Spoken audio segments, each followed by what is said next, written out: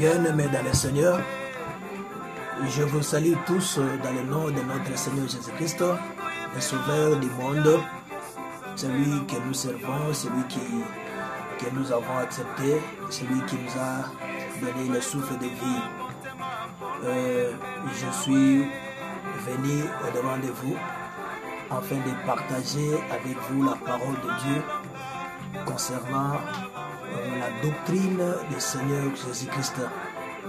Nous lisons dans 1 Timothée chapitre 4, le premier verset. La Bible dit: mais l'Esprit dit expressément que dans les derniers jours, quelques-uns abandonneront la foi pour s'attacher à des esprits séducteurs et à des doctrines des démons. Je suis tellement content de parler au-devant du peuple de Dieu pour fortifier la foi chrétienne.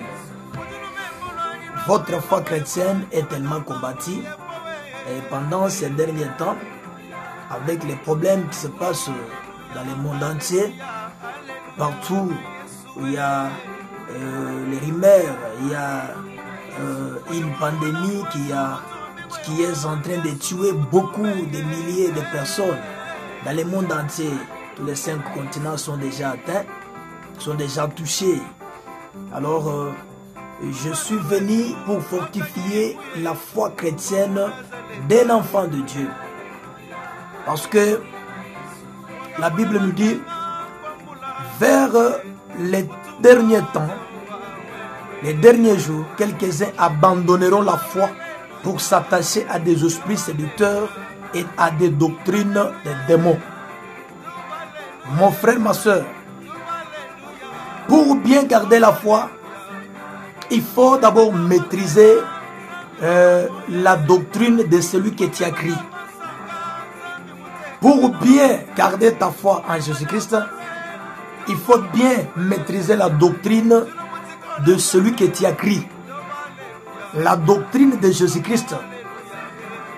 La doctrine de Jésus-Christ, c'est quoi? La doctrine de Jésus-Christ, c'est l'idéal.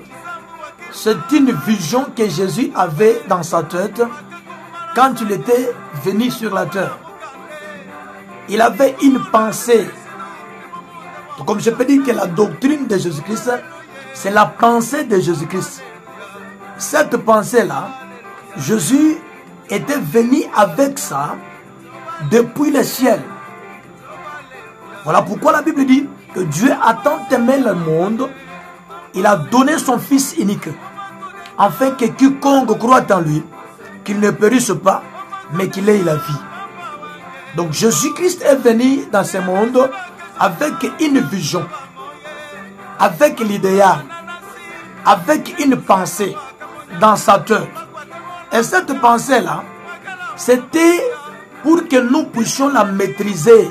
C'est ça la doctrine de Jésus-Christ. Quand on parle de la doctrine, c'est-à-dire quelqu'un vous donne sa pensée, quelqu'un vous donne sa vision, quelqu'un vous dit que moi, comme je suis là, ma pensée est que vous puissiez travailler de la manière. Vous devez marcher selon la pensée de celui que vous avez cru. Vous devez marcher, vous devez parler comme Jésus-Christ. Vous devez poser les actes de Jésus-Christ avait posé sur la terre. C'est-à-dire, vous parlez comme Jésus-Christ, vous marchez comme Jésus-Christ et vous vous comportez comme Jésus-Christ. La pensée de Jésus-Christ en vous, les actes de Jésus-Christ en vous.